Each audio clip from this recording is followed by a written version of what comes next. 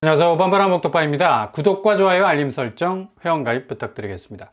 지난 새벽에 미 연준이 CPI 발표를 했습니다. 또 이 지표 보고 참 엄청난 그림들을 그릴 게 뻔한데, 중요한 건 연준이 어떤 입장을 가지고 있느냐 아니겠습니까? 제3자, 국내 부동산 경기 오매불망 불장이 되길 바라는 소식들을 일단 다 제껴버리고 이 동네 얘기를 직접 들어봐야지. 월스트리트 저널 오늘 아침에 나온 기사를 보면 그냥 헤드라인에 박아놓은 포인트는 just one. 그러니까 올해 금리 인하를 만약 한다면 딱 한 번 가능할까 말까. 그러니까 이건 올해 안 한다는 말과도 비슷한 말이죠. CPI가 전년 동월 대비 3.3% 올랐습니다. 시장 예상치 0.1% 하회한 게 이게 또 긍정 시그널이라는 거고, 그래서 다시 이날 기준금리를 5.5% 선에서 동결하지 않았습니까? 그리고 금리 인하에 대해서 전혀 서두를 이유가 없다는 부연 설명도 친절하게 붙였습니다. 지금 미국 연준이 입장을 표명한 팩트 그대로입니다. 이걸 가지고 또 온갖 해설들이 난무하겠지.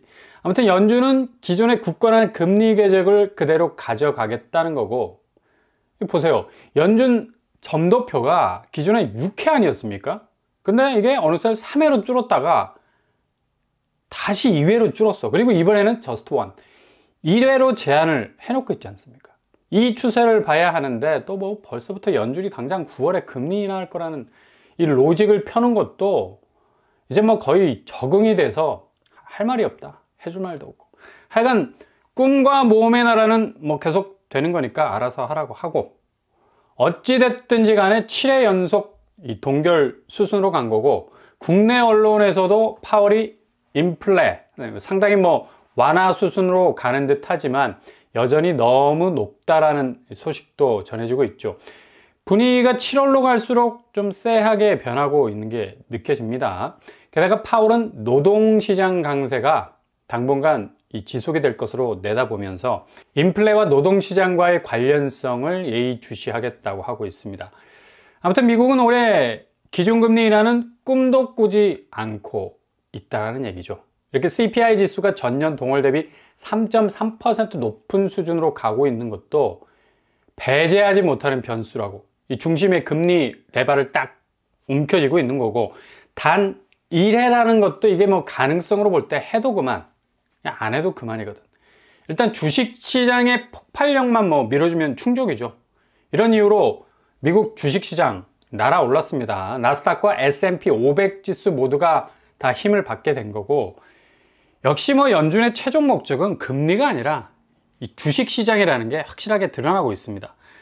미국 증시가 계속되는 화랑의 상태를 유지해서 일단 금융시장에서 달러의 지배력을 확실히 공고하게 다져가는 것이 올해의 최종적인 금리 플랜의 중심인 것 같고, 금리는 이렇게 발표되는 지표에 따라서 얼마든지 스탠스를 변화무쌍하게 가져갈 수 있는 부분이 있기 때문에, 근데 그 원칙, 대원칙은 절대로 금리는 이동시키지 않겠다라는 게 엿보이는 것 같습니다.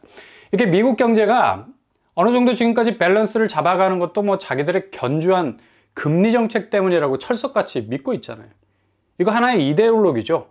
결코 버릴 수 없는 생존을 위한 경제 이념인데, 이걸 어떻게 한순간에 금리 인하라는 쪽으로 방향을 틀어서 죄다 지금까지 가오를 잡았던 어찌 보면 그동안 2년여의 금리 인상과 동결의 이 반복은 연준의 금리 원자의 위치를 계속해서 범접하지 못할 정도로 업그레이드 시켜온 이 과정이었기 때문에 쉽게 포기하지 못할 겁니다. 그러니 이렇게 인하하겠다, 지켜보겠다, 기다려보겠다 등등등 서라운드 실드 쳐가면서 거의 2년간의 세월을 버텨왔습니다. 그러니 이런 궤적만 봐도 아예 의지 자체가 없다는 얘기죠. 그리고 인하 버튼 딱 눌렀을 때 감당해야 할 엄청난 후폭풍. 이번 FOMC는 다시 금리 횟수를 줄이는 이 포인트가 방점입니다. 6회에서 3회, 그리고 3회에서 1회로 컷을 쳤다는 포인트를 보셔야 되겠고요. 금리 인하 리스크 감수하지 않겠다라는 입장이 분명해진 거고, 한국은행 역시도 총재가 무엇보다도 섣부른 완화 기조로 선회한다면 인플레이션이 재차 불안해질 것을 염려, 다시 금리 인상을 해야 하는 상황이 발생하는 금리 역주행을 우려하는 발언도 어제 쏟아냈었습니다.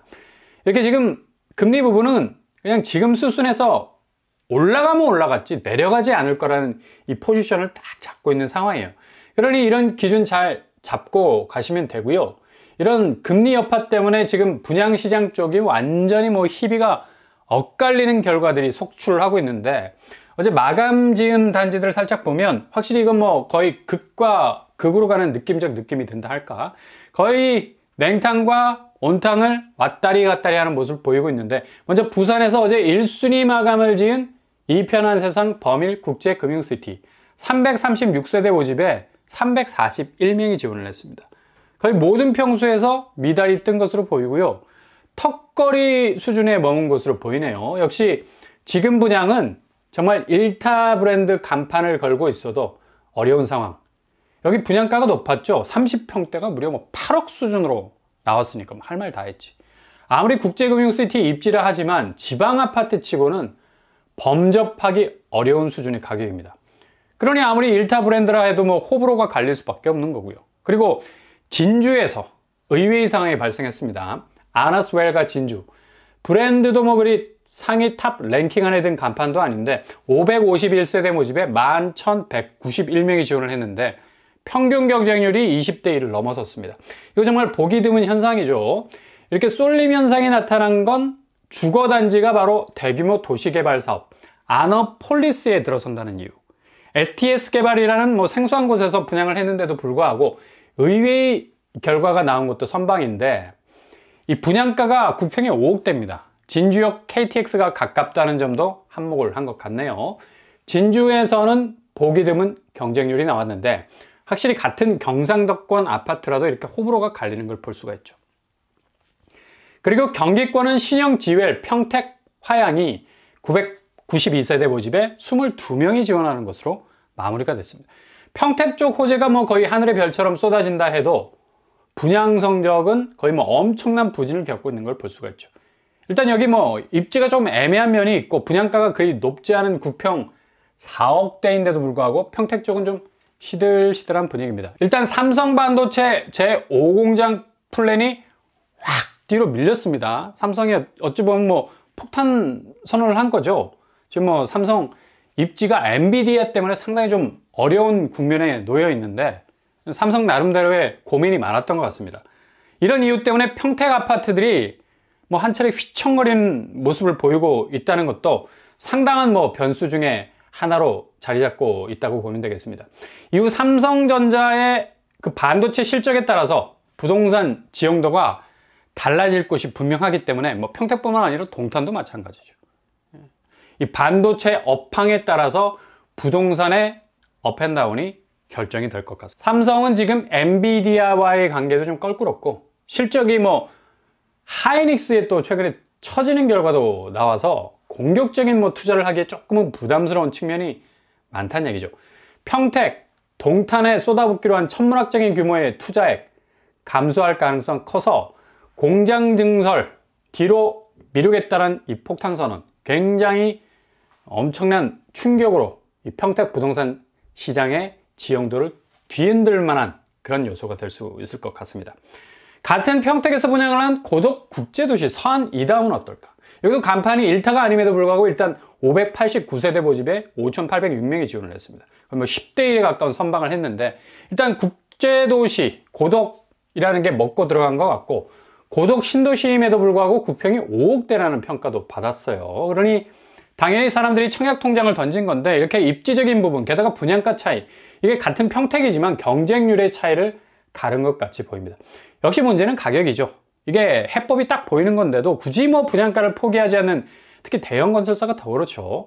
이렇게 중견 건설사들은 자구책, 그러니까 일단 살아야 된다는 생각 때문에 분양가 수위 조절을 하는 것 같지만, 그래서 또 의외의 성적을 거두지만 그렇지 않은 곳들은 지방이라도 8억씩 쏘는 1타 브랜드는 삭풍을 맞는 모습을 볼 수가 있습니다. 서울 역시도 강변역 센트럴 아이파크, 여기 뭐 13억이라는 무시무시한 분양가를 가지고 치고 나왔지만 가로주택 정비사업단지 소규모 단지였어도 이렇게 뭐 엄청난 성적으로 치고 나왔죠. 바로 옆에 롯데캐슬 이스폴이 딱 붙어 있었고 주변 시세보다 뭐 2억 정도 맥시멈 분양가가 낮다는 평가를 받아서 사람들이 22,000명이 몰린 건데, 이렇게 분양가가 주변 시세보다 조금 경쟁력이 있어 보이면 사람들이 몰린다는 겁니다.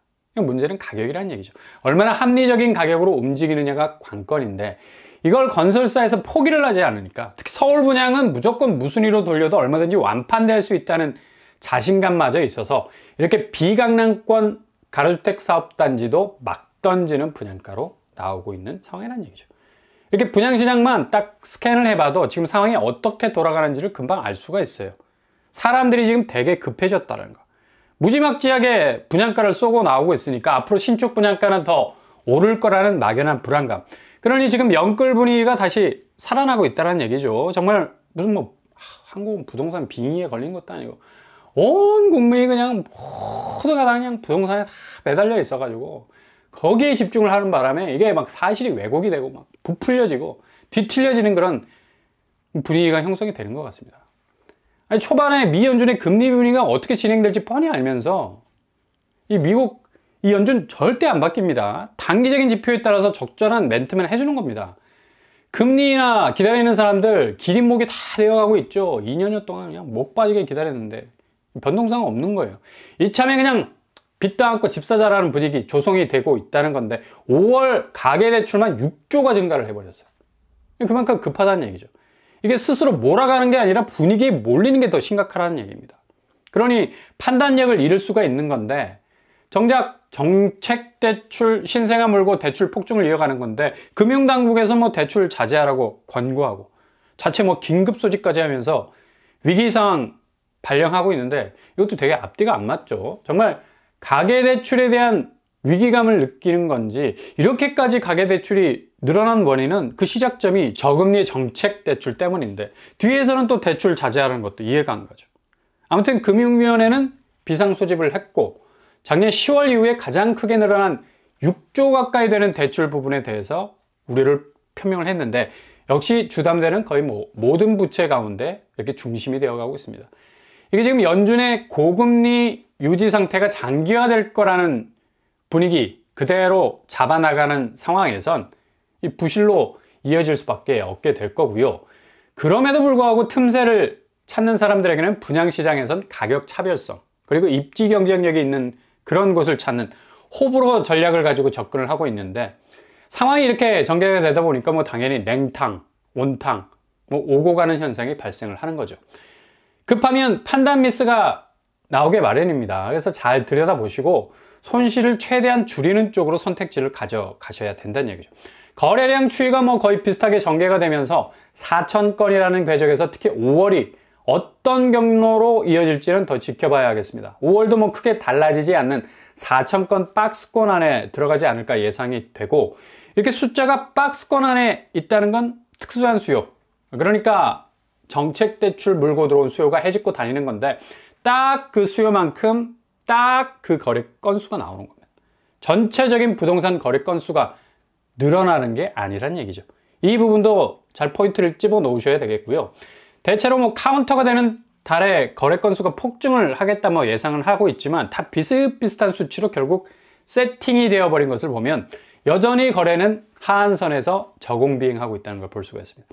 서울 매물량은 뭐 85,000건을 여전히 가고 있는 상황에선 지금의 거래량은 거의 뭐 아무런 의미가 없는, 그냥 뿌려놓은 대출 먹고 들어가는 수요가 붙은 현상인데, 7월 들어서면서 심리적인 충격을 특히 부동산 시장에서 내상을 깊이 입힐 만한 국내 현안의 PF 문제로 넘어가는 것들이 속속 등장하면서, 물론 뭐 PF 문제가 집값과는 직접적인 연관은 없지만 이건 뭐 치명적인 심리 동조화 현상을 가지는 특징이 있기 때문에 엄청난 파장이 일어날 가능성이 높겠습니다.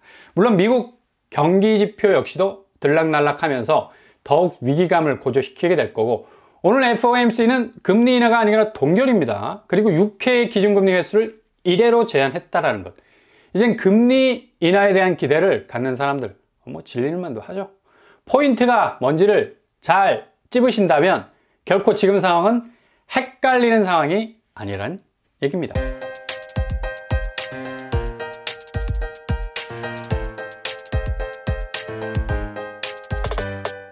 오늘의 부동산 캐릭터죠. 확실히 7월로 가는 와중에 부동산 시장은 뭔가 쎄한 느낌마저 듭니다. 폭풍 전야와도 같은 고요함. 대거 다음 달에 터질 심리적 충격을 제거할 만한 요소 거의 없다고 보면 되고요. 실제로 눈앞에 들이닥칠 부동산 쇼크는 다음 달 거의 현실적인 위기로 재현이 될 가능성도 높습니다. 미국은 여전히 자기 길만 꿋꿋하게 가고 있죠. 그 누가 떠들든 말든. 한국 부동산이 불안한 건 바로 이 시점부터입니다. 집값이 한번 대대적으로 털릴 수밖에 없는 건 마치 부동산의 빙의가 된 것처럼 홀린 것도 아닌데 전혀 위기 신호를 보내는 이 시그널을 인지하지 않는 분위기가 한몫 제대로 하고 있다는 것도 굉장히 큰 문제라는 사실입니다. 오늘도 응원합니다. 항상 여러분의 길이 꽃길만 되실 수 있길 바랍니다. 이상으로 뻔뻔한 법칙방을 마치겠습니다. 구독과 좋아요 부탁드립니다. 감사합니다.